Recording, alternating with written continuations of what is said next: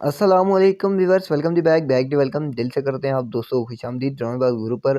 और आप देख रहे हैं ड्रामा सीरियल बेकदर। आखिर यार हम चैनल वालों को इस ड्रामे की कोई कदर नहीं, तो इसलिए नाम ही दे दिया बेकदर। तो मसला क्या है भाई? मसला ये है कि ड्रामा सीरियल बेकदर में सीन ही कुछ ऐसे हैं कि क्या बताएं आप दोस्तों को। लेकिन यार हमें आवाज़ ही नहीं आ रही, तो आप दोस्तों को क्या सीन सुनाएंगे कि क्या बातचीत हुई इन लोगों की यार।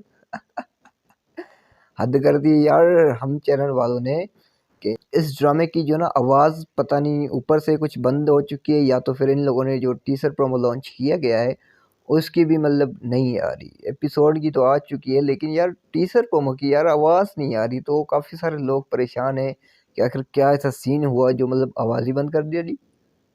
तो आप दोस्तों का क्या ख्याल है? आप दोस्तों की क्या राय है इस छोटी सी वीडियो, छोटी सी अपडेट, छोटी सी राय के हवाले से?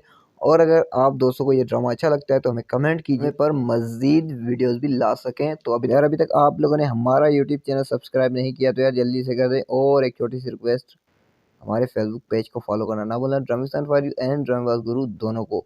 तो इंशाल्लाह मिलते हैं नेक्स्ट वीडियो में, तब तक के लिए अल्लाह हाफिज़।